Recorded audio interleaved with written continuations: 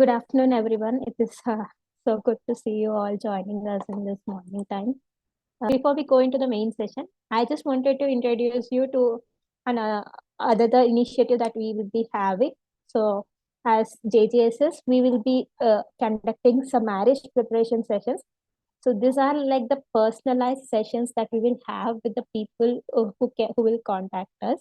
So we will get to know you about your background and everything, and there is a personalized curriculum that would be prepared, and our experienced counselors will connect with you one on one, and so there will be a flexible online sessions, right? So before we go to the main session, let me all introduce you to the speakers for today. Uh, we have with us Dr. Sunil Abraham Ninan, who is a senior consultant pediatrician, and he did his MBBS in pediatrics and also completed his senior residency in AIIMS Delhi, and he has also done his MRCPCH from London, and thereafter he had worked there in Kerala, and now he has recently moved to Bangalore 1 year back. So we also have with us his wife, Dr. Shanti Mary George, who is also a qualified medical doctor and a counselor. So together they have made the thoughtful decision to prioritize their marriage over and family alongside their careers, and that has shaped their journey and ministry right now. So for over 2 decades, they have been walking alongside couples, guiding them, sharing insights from their medical backgrounds also, and counseling experience, and uh, and even from their real life journey as a husband and wife. And they are both proud parents of Hannah and George. And today they not only come to us with as a professionals, but also as a couple who has lived out the very principles that they are going to be sharing with us, offering the wisdom and practical guidance. And so I would like to welcome once again Dr. Sunil and Dr. Shanti. Over to you, Dr. Shanti. Good morning, everyone. It's good to be here once again and to talk to you. So before I start, let's do a recap of what we had done earlier. Yeah, thank you.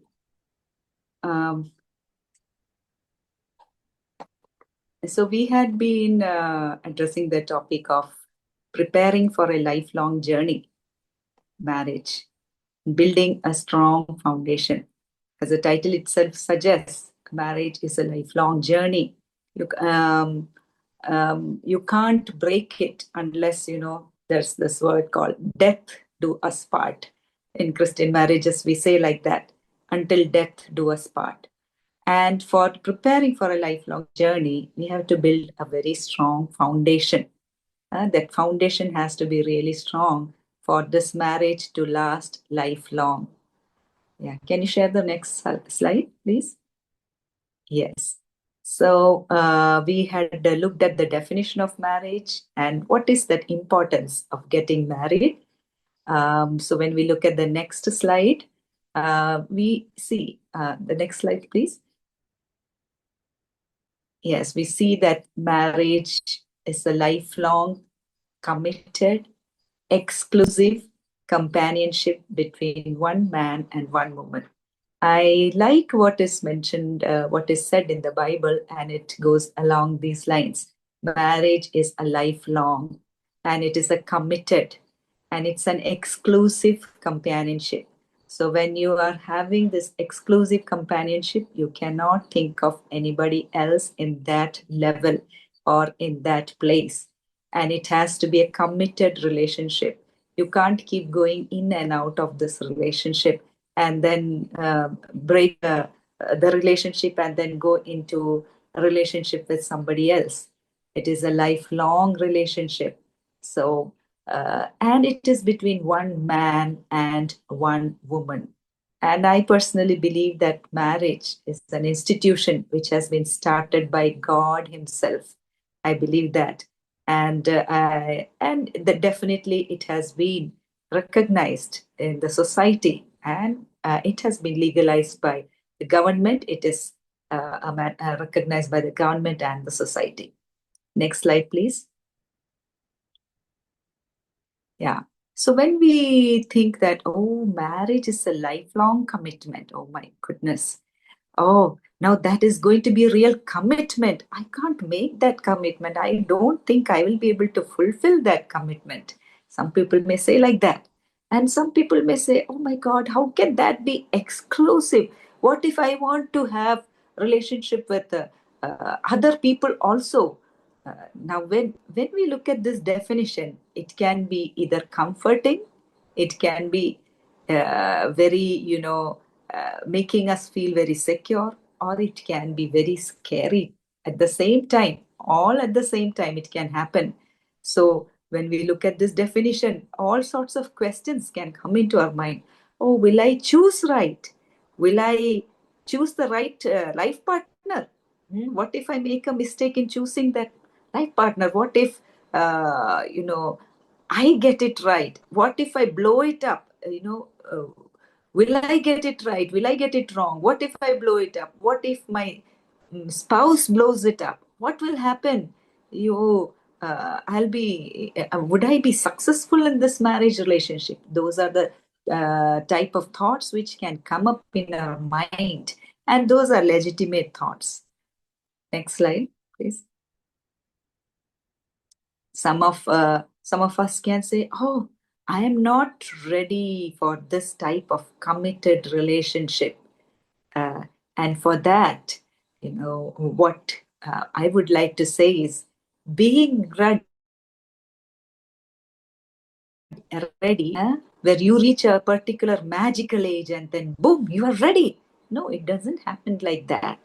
That level of readiness comes slowly as you are seeking, you are making efforts, intentional, proactive efforts to prepare yourself to understand what actually a marriage relationship means. What are the level of commitment? What are my responsibilities? What is expected? And how do I handle certain struggles which are going to come my way? Lot of areas are involved. And here, getting ready means intentionality. Building a strong foundation also means intentionality. So we can't be passive and say, oh, I'm not ready. I'm not ready. Someday, ke zara, whatever will be, will be. We don't sit like that. We make ourselves proactive to equip ourselves for that wonderful institution called marriage. Next slide, please.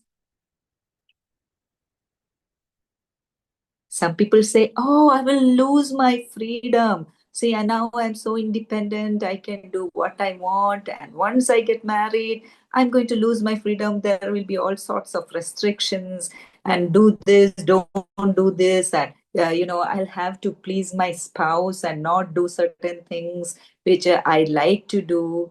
And all those thoughts can come in the minds of some people. And I would like to say, definitely, marriage is a new season and where a new unit is being formed and a new team is being formed, a team of husband and wife. And in this new team, the mathematics is 1 plus 1 equals 1, and that will happen if you work at it, work at that unity, work at that oneness.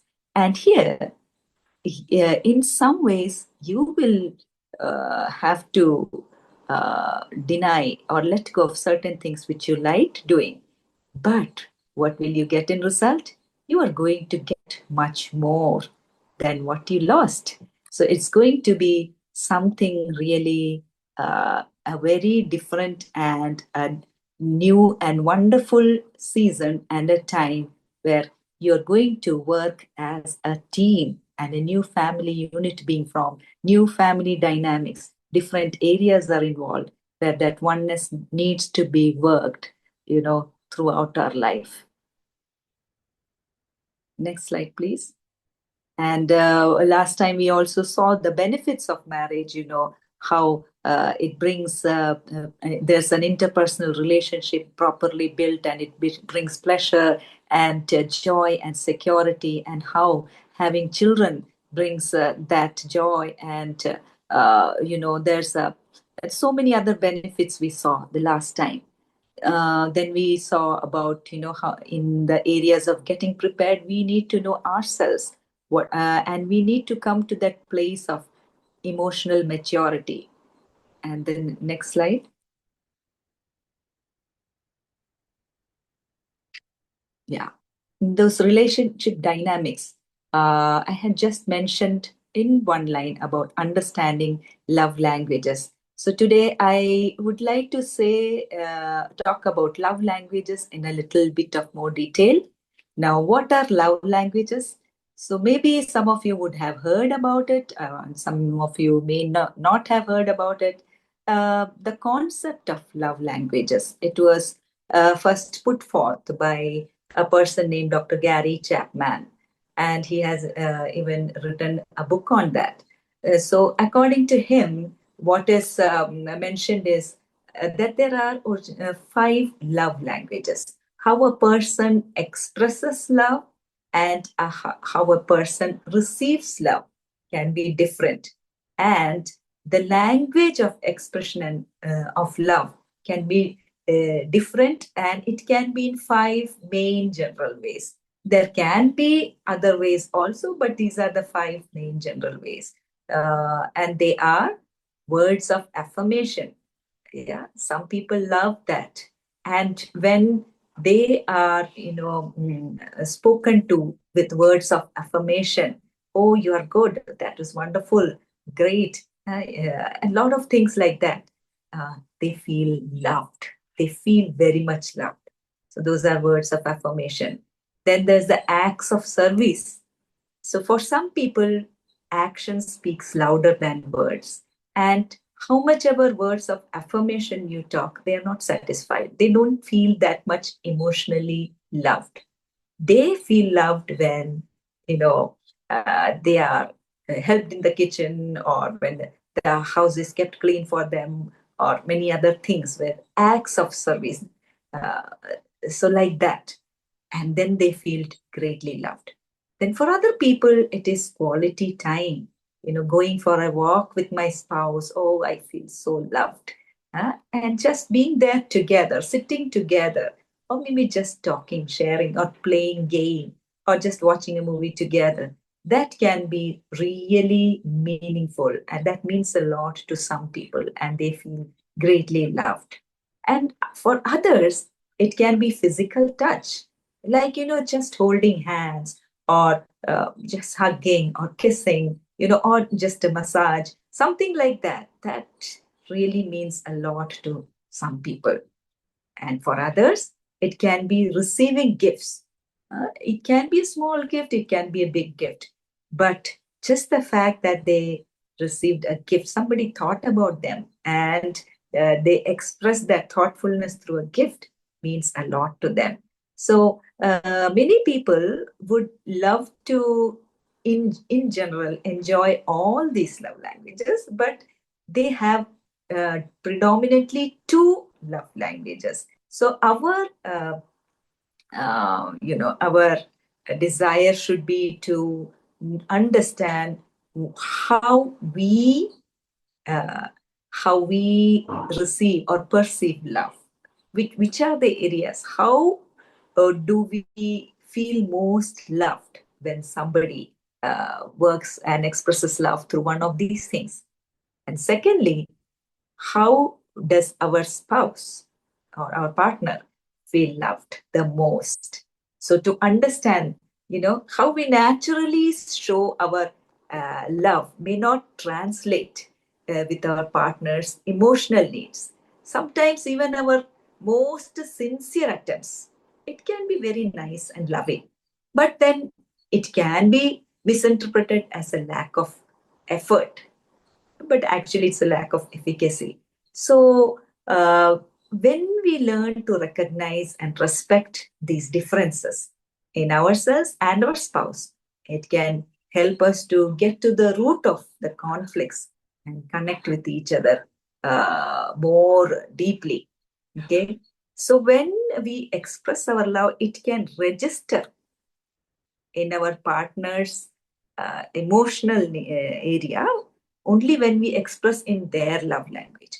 And similarly, when they try to express their love, it registers emotionally in us when it is expressed in our love language. Otherwise, we just say, oh, thank you, you're kind, you're nice, and all. But when it is expressed in our love language, then we say, oh, you did that for me. Thank you so much. The difference comes up. And awareness of each other's love language and preferences and a willingness to meet them really helps in our marriage relationship. So that's a very important area where we can work upon. And similarly, there are other areas where something called gender differences, where men think differently, women think differently, and even understanding those things can be really helpful. Next slide, please. We had talked about a little bit about financial planning, by managing finances, budgetings, and savings, which are really important because one major area of conflict in a marriage relationship is regarding finances. Sometimes where couples are struggling to meet the ends meet, and then there's one spouse who really loves being extravagant, loves going shopping and spending the money like anything. Then the issue of credit cards, how the deception behind credit cards is not understood, and people spend their money lavishly thinking they can repay it later. So all these things, getting trained regarding finances and financial plannings, where I can say, where I can budget, where I can invest the money, and where I would be able to reap. All these things are really helpful. Next slide. Then we had talked a little bit about conflict resolution. That's a very big topic. And just one 5 minutes talk would not be enough. Next one. Next slide. Then there's roles and responsibilities in the house, shared responsibilities, understanding each other's roles. Yeah. Next slide, please. Building a support system, a network, and nurturing relationships with family and friends, very, very important because they are like, of course, a family, a husband and wife, when they get married, they are a very separate unit, and they should not be dependent on their parents or should not be under the authority of the parents like that. They should be a separate, independent unit. But at the same time, to be in connection with them, with the parents, with siblings, with friends, a support system. At some point of time, their advices, their opinions, their support really could be helpful. Next slide, please.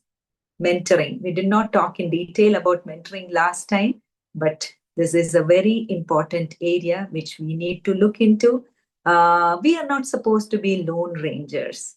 Sometimes we can become so individualistic and so focused within our own world that we don't want to be interdependent. We don't want to learn from others. We just think, okay, I'll do it my way. I will do it what I feel. And we may not want to interact with people and learn from others. But our teacher can only be Google, and that's not a good thing at all. Learning from Google, getting important facts from Google is good, wonderful. But then getting important, useful facts from experienced, reliable, mature, and wise people is also very important. People who have walked the talk and gone ahead of us, and who have gathered experiential wisdom, who are reliable, who are mature in that area. We can learn a lot from them, learn from their successes, learn from their failures, So even premarital counseling really helps people. So we usually advise young people who are going to get married to attend premarital counseling seminars And if a person is entering without any preparation, we have seen the ill effects of that, how people get shocked when things don't go the way they thought or they imagined. So mentoring in that premarital counseling is important, and even after marriage also, being in touch with wise and reliable couples, mature, reliable couples who are senior to us, who have gone the way ahead of us, getting their advice, getting their support, that really helps. Then there are also marriage and family seminars. If there are good ones where experts are giving these family seminars, reliable ones, then it is always good to attend them once in a while. But ultimately, having said that, the road that each family has would be different. So ultimately, for the fine tuning of things, there is no particular formula, although in a broad, general perspective, there are principles and guidelines which can be laid down and which are very important. But ultimately, each family unit is different, and coming under these guidelines or principles really helps. But the fine tuning of it, each family has to think and discuss and work it out for themselves. So, last time I could not talk in detail about these mentoring things, but they are really helpful and useful, especially in areas which we never got to look into or think through, or we were never exposed. We can get guidance from mentors. They can be our parents, they can be senior uncles or aunties, they can be, counselors, and definitely from good books also. These are helpful. Next slide, please.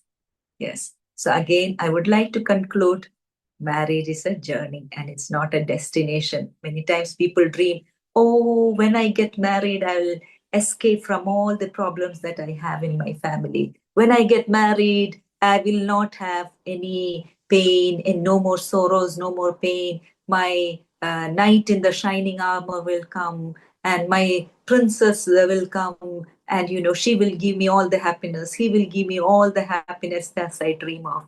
No, no. It's marriage is not a destination, it is a journey which two people who love each other need to take it along and work towards it. Yes. So God bless you all. Thank you very much for listening.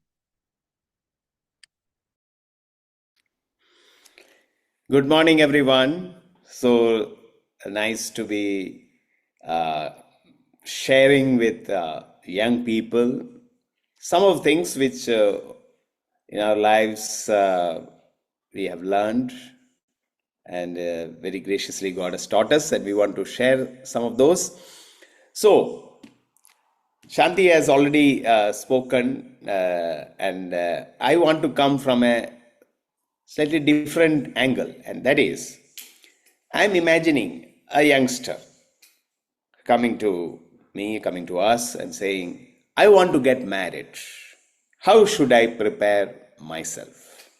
Well, good question. First of all, I don't think this question many people ask. That's the problem. People think that, marriage, okay, okay. The only thing is, whom should I select? And once the person is selected, now it's just about the ceremony and then just get married. But we have been, especially Shanti, has been trying to really emphasize the need to prepare ourselves. But then, how should I prepare myself? So that's where we go to the number one. I would say, you see, a person is going to get married to another person. Any person at any particular point in time, they have a lot of areas of baggage.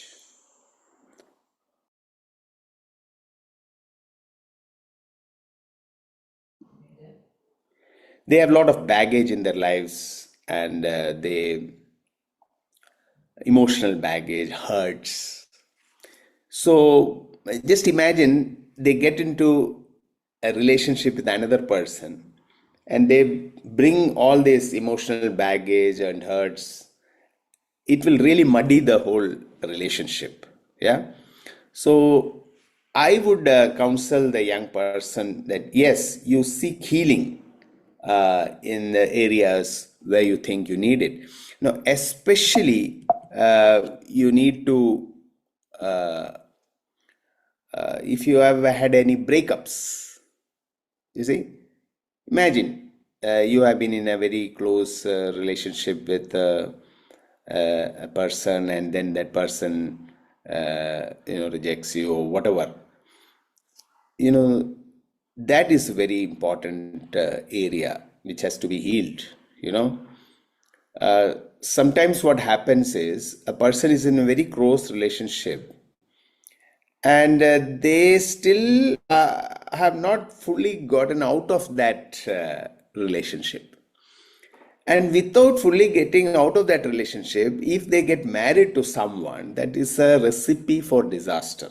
And I would say you must break any relationship with your ex, okay? In the sense, that's enough, that you have to break this relationship. Otherwise, that can affect this married relationship. Very, very important. So I would say that you need you may need counseling, you may need prayer, sharing with somebody who is mature, and those things are required. So this is the first point which I would like to say. The second very important point which I would like to reiterate, Shanti has already spoken about it, but me saying this would only reiterate the thing. Clarify your expectations from marriage. Have realistic expectation, because some people have too high an expectation. They think that marriage is one long honeymoon, which is not the case. Second, they think they will live happily ever after. Then some people, they enter into marriage thinking that, okay, imagine the husband, he gets into marriage thinking, I will get this from the wife, and wife thinks I will get this from the husband. So both of them are now have a list of what they are going to get. But unless they have a list of what they are going to give, you tell me who will give? Both want to get. How they will get if no one is giving? So we must have some clarity. A person who enters into marriage primarily to get is going to be disappointed.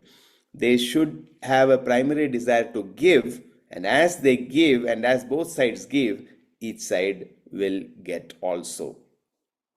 And also, the expectations, sometimes what happens is there are youngsters who come from broken homes.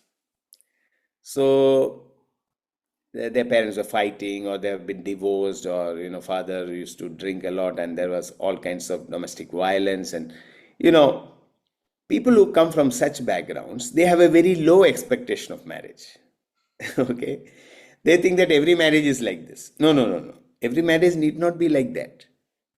Might have happened in your parents' case or in your relatives' case, but that doesn't mean marriage as an institution is not good. Marriage as an institution is, I believe, made by God. I don't think marriage is a social construct. It is something very wonderful.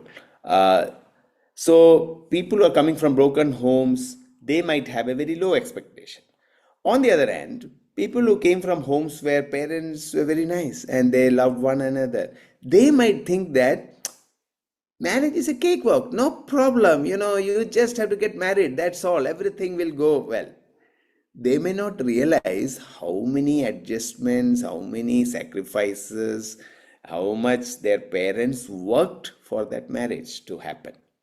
So those people might have a rude awakening. Okay. And on the second point, I want to end by saying that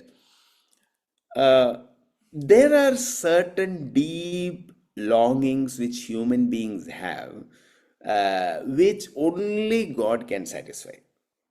So to expect your spouse to give you peace or to give you joy is expecting too much from a human being.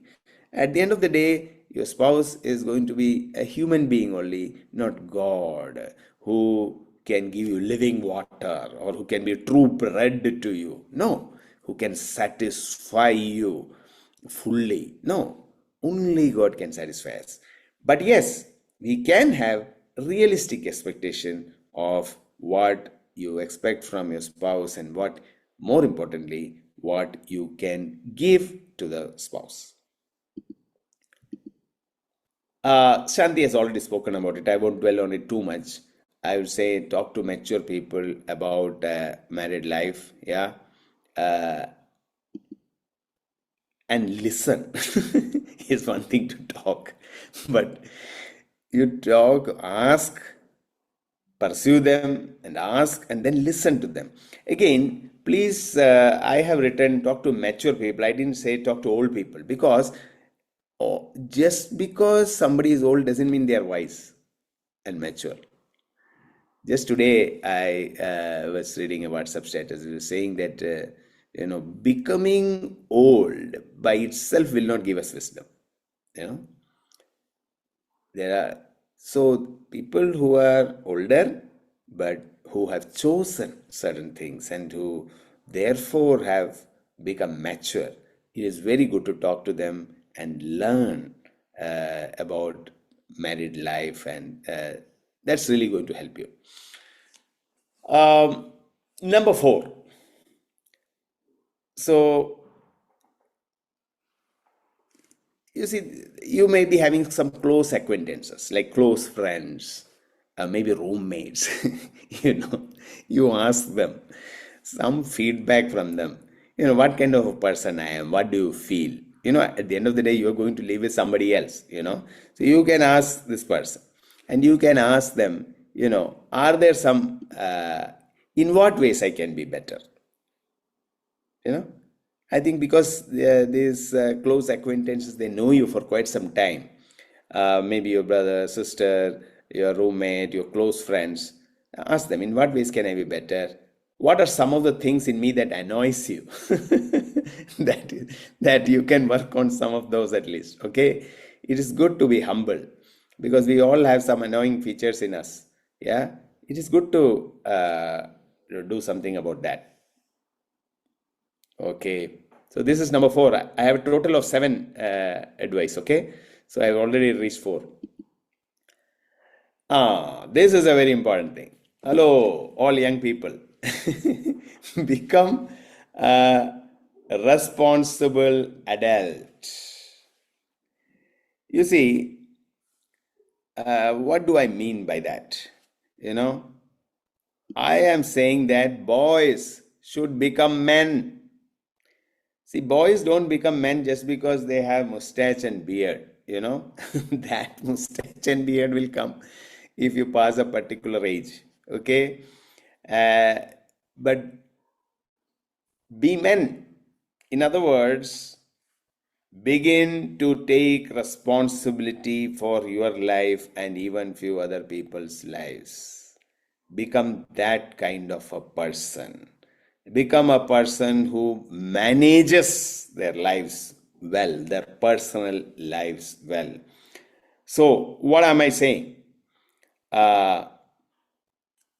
Boys and girls, when you are bachelors, when you live in hostels, especially I know, you go to the guys' rooms and all. They're very, all around the place, very unkempt, the bed is not made, very simple. A person sleeps, gets up. At least that person can make the bed, fold the sheets. Or a person comes home, you throw the socks there, you throw the shirt there, those kinds of things. Well, you can get away when you are a bachelor. But when you get married, there is another person also, and that person may not like it, okay? And it may be very difficult for them to adjust. Some of you may be saying, "Oh, Sunil uncle, why are you telling some so simple things? These are the things which people don't take care of, you know." Even guys and all, I know, I mean, I can talk more about guys, many of them don't even take care of themselves. They don't even take a bath daily. So, simple things, but taking care of hygiene, taking care of, grooming yourselves, your sleep pattern. There are some people who are awake the whole night and then they sleep the whole day. Just imagine, and these people get married. Huh? Can you imagine they get married and their children are waking up and their father is asleep the whole day? How can this happen? So, when I get married, everything will become all right. This is what some of you might be telling. Well, maybe, but isn't it better that you are well prepared and you are a responsible adult? Yeah. Again, continuing on this, stop being a papa's boy or mama's boy or girl. What does that mean? You see, when we are very young, we are brought up by parents and we are dependent on our parents for almost everything. And as you grow, you become a teenager, then you go to college, then you start working. Gradually, you stand on your own feet. Now, for many people, standing on your own feet only means that they start earning. No, not just in the area of earning. You must also be a person who is able to, be emotionally independent, even taking small decisions. Hello, Papa, Mama, what I should do? No. If you are still that kind of a person, then you're not ready to get married. You better start taking decisions. You better start. Of course, we are open to asking opinions or receiving opinions. But at the end of the day, you should grow up to a place where you are taking decisions. Yeah. And you are for every small thing. So imagine a girl who is having some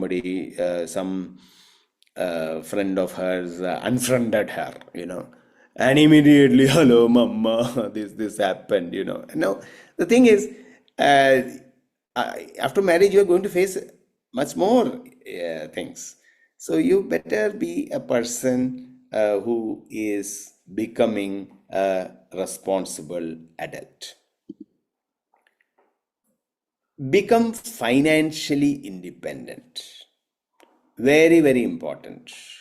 This, I think almost everybody knows that, you cannot be a person who is being financed by your parents and now you become married. No, you have to be financially independent. You have to start earning. You have to stand on your own feet. And you have to be able to provide for yourselves and for the family, both of you together. So that's otherwise what happens is there's nothing called free lunch. I'm telling you, even if you get anything from anywhere, there might be strings attached. And then they will say, see, we are giving to you, so do what we say. You see? And that can affect your marriage. So become financially independent. Now, having said this, we must not overdo it. Why I put a smiley there is, you see, I know of people who are not getting married. And I say, what's happening? Why are you not getting married? Uncle, actually, I'm looking for a stable, income. And okay, then how much income do you want? Some people are, waiting for some lot of lakhs and lakhs of money they want before they get married. So I would say that you don't need lot of money to get married. You only need a reasonable amount whereby you can support yourselves, your food, your clothing, your shelter, and little bit maybe a few essential things. And that's it.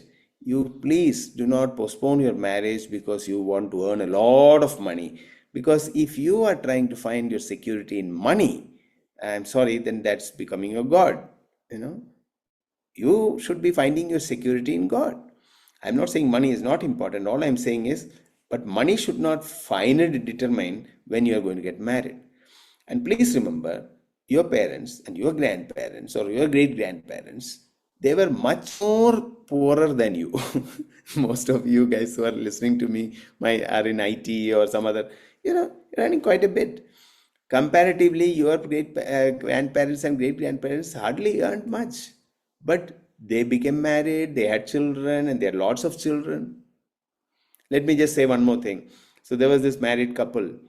I knew them for quite even much before the marriage, and so 3 years after the marriage, they were not having a child. So I gently asked them, what is it that you don't want to have a child, or you are desiring for a child? They said, Uncle, we are actually waiting for to become more financially stable.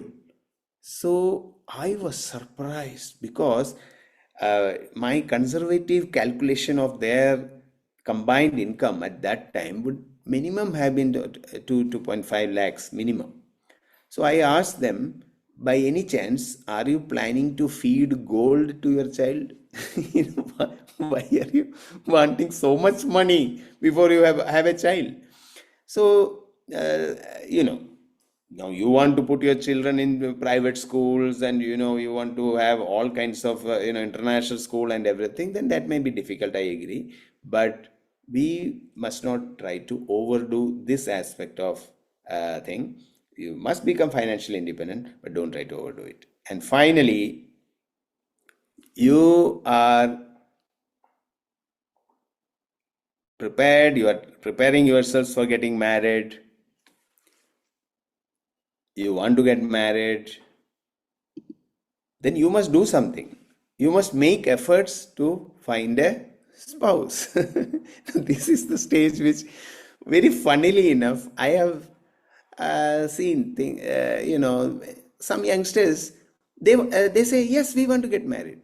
What are you doing about it? Nothing. Almost nothing. Now, I would give you an example. Suppose one of you wants to get a job. So you are preparing for yourself, you do courses, you talk to wise people, and you whatever, you prepare yourselves in various ways. But finally, if you have to find a job, you cannot just sit at home, isn't it? You have to do something. You have to approach some organizations or job sites, or you have to talk to somebody. The job is not, or people are not going to come to your home and give job to you in most of the cases, unless you are such a genius that the whole world is after you. They are headhunting for you. That's a rare situation. For most common people, we have to find a job. Similarly, when it comes to finding a spouse, I would strongly encourage our dear young people, make some efforts. What does that mean, making efforts? To me, number one, that would mean that you talk to some reliable, mature people, and that includes your parents and maybe your uncle, auntie, or some older people whom you think are mature. Why I use the word mature is because only then they will make good choices. You say that, yeah, I'm looking for a person. Can you help me? Can you suggest someone to me? Now, those of you are saying, no, I am making effort. I am looking around. Very good. Where are you looking around? Maybe in your office, maybe in your social circles. Good. But the more people you involve in your efforts to find a spouse, the better. Otherwise, the pool from which you are going to select will be very small. How many people you know? And even some people whom you may think you may know only sketchily. So I would say make efforts and even request the people. Sometimes we assume that the people who are close to us, they will anyway find somebody for us. No, they have many other jobs in life. Then they have other concerns also. So unless you say to them, uncle, I want to get married, please find this kind of a spouse. If you have, please suggest to me. See, just because somebody is helping you doesn't mean they are going to make decision for you. Finally, the decision will be yours only, but you can take the help of people. I would say dating sites may not be very great. The dating sites have all kinds of people there, even married people there, and they they describe themselves in very great ways, and it may not be a great way. I would not really advise dating sites to find. Matrimonial sites are there. Well, if we use it well, you can be very specific in the kind of people you want, then maybe that can be useful. But for me, even more, matrimonial sites also are not the best. The best is either you yourselves find somebody and then you involve older people into that, your parents and others, or you ask reliable, mature people to help you in this task of finding a spouse. So I said, don't just sit there, do something about it. Okay, so that's it. I want to wish our young people all the best, even as you are all preparing to get married. Marriage, remember, is a wonderful institution, but don't misunderstand the word wonderful. There can be many difficult times also, but all in all, it's a very wonderful institution. But to just enter into marriage without preparing is not a good thing. Please do something, you must prepare. Thank you. Yeah, thank you, Dr. Sunil, for that session. Like, really good how we can actually prepare ourselves, the practical ways we can take to prepare ourselves for marriage. It is really good. So, guys, I have given you our contact information in the chat, so you can get in touch with us through the mobile number or email. You can also follow us on our YouTube channel and Instagram to get more updates on the sessions that will be coming up, and to have these once again listen to all these sessions again on YouTube. So please do save that info. And so we will now start our Q&A session. Yeah, I will read out the question. There's one in chat. So in marriage relationship, it sometimes happens that one person is contributing more than the other and gets exhausted. How to overcome such situations?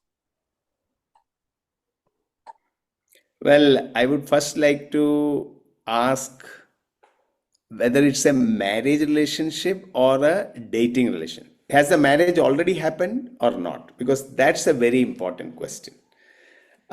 Because if it's a dating kind of a situation and one person is really contributing so much, the other person doesn't seem to be very interested, then I don't think they should go ahead, you see.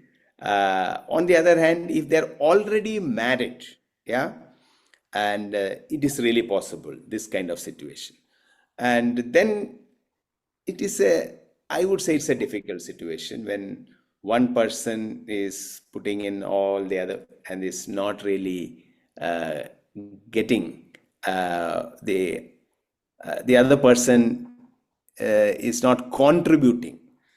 So, and that's what in our previous video I had told. In a marriage relationship, think of a marriage relationship. Now, I'm not talking about dating, okay? In a dating relationship, very clear, this kind of situation, not good, okay? The other person may not be too interested in this, and if you get married, it's going to be a problem. But once a person is married, now, marriage, as Shanti said, and I agree fully, is till death parts us. So now what to do? Think of marriage as a thing in which, like, there's a water tank, and there's a tap. So this tap has to keep giving. Okay. How can this tap keep giving? Only if the tap is receiving. Now, if you think of marriage in which you can give only if you receive from your spouse, and your spouse is now not giving much to you, obviously you will get exhausted. But imagine you are not giving because you are receiving from your spouse. You are giving because you are receiving from this water tank. Then, as long as the water tank is full, no problem, you can keep giving. Now, this overhead tank, what is it that I am trying to say in real life? Each time you open the tap, if water has to come, that means that overhead tank has to be full.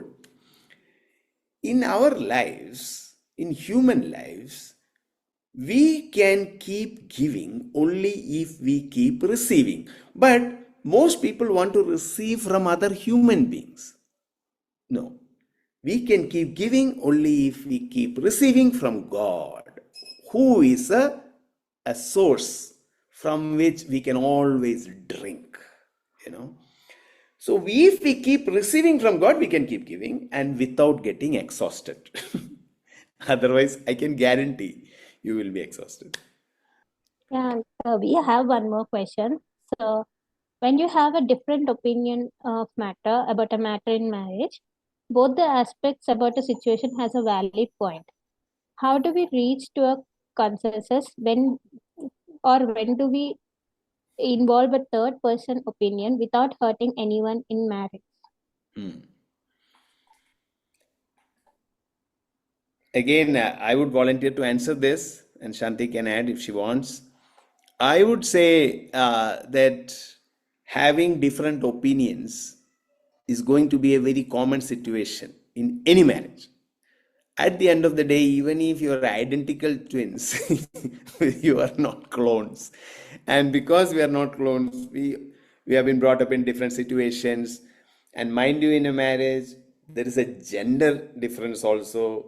Okay, so there are gender difference, there's difference in the way we have been brought up, sometimes cultural differences. So, and in any case, even if we are from the same culture and everything, we can think differently. So there will almost always be some kind of a different opinion. What I would say is, number one, we must have some humility, each one. Because at the end of the day, what I say is the truth and nothing but the truth and the end of the matter. If somebody begins to think like that, it is almost, that person has very little scope of receiving from other people. So you may be the husband or you may be the wife, and you may strongly believe about something. Good. But please understand that any truth or any situation has many facets. I sometimes tell people, truth has many facets. So if you take my photo from here, you think you get a full idea of mine? Are you getting a full idea of my face by looking at me now? I may be bald in the back, but you may not even know that because you're not seeing my this aspect. When you see my this aspect, you may come to know something more about me. When you see my this aspect. Similarly, truth or any issue can have many facets. This. Sometimes what happens is, on any particular thing, a husband may say this, and wife may say this. It is good to listen. Maybe there is a point. We can learn from one another and incorporate. So husbands, please listen to your wives. Wives, you also listen to your husband. And then always try for a consensus. But consensus is not easy, some people have to give in, and that is how finally life will move on. Otherwise, if you wait for both of us to have exactly the same opinion on everything, very few things will get done. Okay, so that is where we must have a submissive attitude, overall, listening attitude, and lastly, I would say, we must know which hill to die on. I'll explain what I mean. That means, don't hold on to every point as if you have to now prove that this is the right one. It's not worth it. You see, the most important thing in husband-wife relationship is the relationship and love relationship. Each time think, is this issue that important that I must now, that it must affect our relationship? Otherwise, it's okay, So that is how, but there may be some issues which are very, very important and where you need to take a stand. But then in that, if you have a difference of opinion, and that is when you can involve someone who is mature and whom both of you like and are willing to listen, you can take their opinion and, then it might be helpful. But for every small thing, we don't need to go to other people. Some of this we must just overlook and we must move on. We have one more question. Nowadays, there is a shift in working culture. There is a shift of women from being a homemaker to becoming career-oriented. This is becoming a challenge. And in that case, what should be the level of compromise for both? Yes, this is a very, very important question. In fact, that's where gender roles come in. Gender roles. Let me tell you all something very wonderful which I read just today morning. People are nowadays saying gender is a social construct, this, that.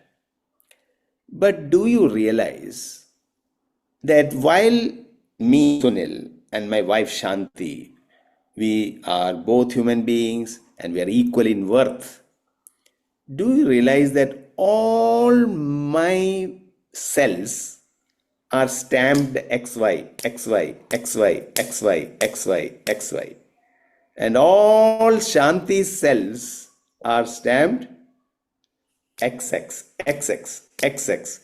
For those who are not understanding little biology, XX chromosome, So, can you imagine how many billions of cells are there in one human body? And all of them are stamped XX in Shanti and XY in me. So we cannot even just say that gender is a social construct. No, there are gender roles. There are certain, being a pediatrician, let me give you another insight. When these children come in, the girls, they like all these dolls and other things, and boys like all these other trucks and guns and all of this. There are some differences once in a while, but generally we can see that thing. The girls, they are a little bit more motherly. We are made male and female. So there are differences. And for years, what used to happen was women were taking care of household chores and other things, looking after children, and men were going out, earning, hunting, or doing various things. Over a period of time, now things have changed, and this person who has asked this question is saying there is a shift in working culture, and that has really become a big challenge now. So, in this changed scenario, certainly there has to be some adjustments. There has to be traditionally, the cooking was done by women. Now imagine a woman who is working in an IT company and comes back at 10 o'clock or 9 o'clock. And then that woman only, just because she happens to be a woman, she has to do cooking and everything. That would be unfair, isn't it? Yeah. So there has to be adjustments from both the sides. But having said that, at the risk of being called patriarchal or anything, I would still say that there is a certain element of leaning which the woman should have regarding looking after the children, etc. I'm not discouraging people from career, but career is important, but family is also important. Now, men, I would like to say that men, you cannot just say that I am a man, and your child has passed urine in the drawing room, and you want your wife to come and clean it just because she happens to be XX chromosome. No, that is not right. You see, so there has to be an understanding from both the sides, and I think that would really help going forward. Thank you. Thank you, Dr. Sunil. Can you throw some light on financial planning debts, loans? Is housing loan advisable to take? First.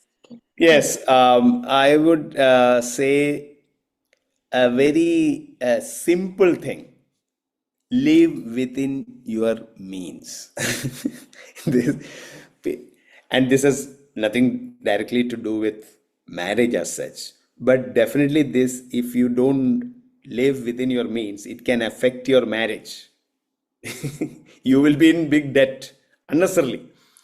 So if your income should be more than your expenditure. Is that something too much? Is that too complicated to understand? No.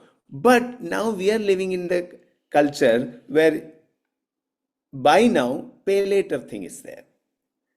And there we have to be very wise if we go for loans.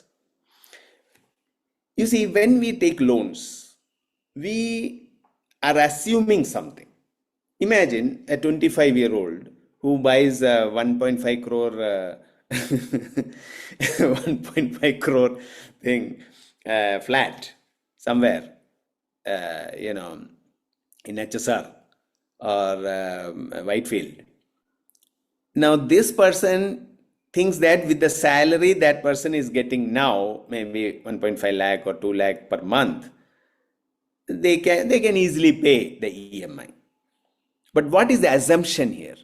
The assumption is that you will be healthy for the next 15 years. And the IT people are also assuming that Trump will not do foolish things. My point is, there are too many assumptions. You are assuming that you will keep on getting this much, and you may not. So I would counsel that it is always good to live within our means, not to go into this buy now pay later business. But when it comes to even house, it's a big thing for a youngster. I would say once you get married, and after that, both of you can take a decision together. I don't think you must have all these debts and burdens on you when you get into marriage. It's going to be real trouble for both of you. Yeah. So the second question was, does one leave talking to friends if your spouse doesn't like, but those acquaintances have been with you from college times? This is also a very important question, because we have sometimes childhood friends. So maybe from LKG, UKG, we have been friends. And at the age of 25 or 30, you get married. And your wife is now with you only for the last few months. But this wife is saying that, talk to me more. And these friends have been there for the last 25 years with you. What do you do? Or vice versa, if a woman is asking these things. My counsel would be that please understand your spouse should be number one in your life. You cannot let anyone else into that space. It's a sacred space. Shanti said, 1 + 1, 2 people become not 2, 1. So in that space, even your parents don't have a place, should not have a place. Your brother or sister should not have a place, and your best friend forever should not have a place there. Okay, that's a place. So number one should be your spouse. Okay, and your spouse should not feel threatened, or your spouse should not be made to feel as number two. Now, that's one side. The other side, I would say, is as a husband or a wife, I must not be too clingy. I must not tell my wife, hey, don't talk to your friends. Always be with me only. I must not be too possessive, That is also an important point. And just give some long rope to them. But as you give long rope to them, they should not take advantage of that. But, I must let my wife have her own friends and talk to her brothers or her parents. That's good. That's okay. That's okay. I must not be possessive and say, why are you talking to them? Always be with me. No, that's not good. But at the same time, we must realize that we must give our spouse the number one place, and number two must be quite below that. Okay. Yeah, thank you, Dr. Sunil, for this insightful, interactive session. Really, thank you, guys, for asking your questions also. I hope it was really insightful for you guys, and I do sure have learned a lot in this session, and I have also understood that it is better to enter this new phase of life prepared rather than not knowing anything. So thank you once again, Dr. Sunil and Dr. Shanti. So guys, once again, you can reach out to us through our mobile or email ID, and also follow us on Instagram and YouTube. Don't forget. You can receive more updates from us. We are conducting more sessions for teens, all age groups actually. Thank you guys. Thank you so much for joining. I know it was a little running late, but I'm sure that it was really worth it. Thank you all.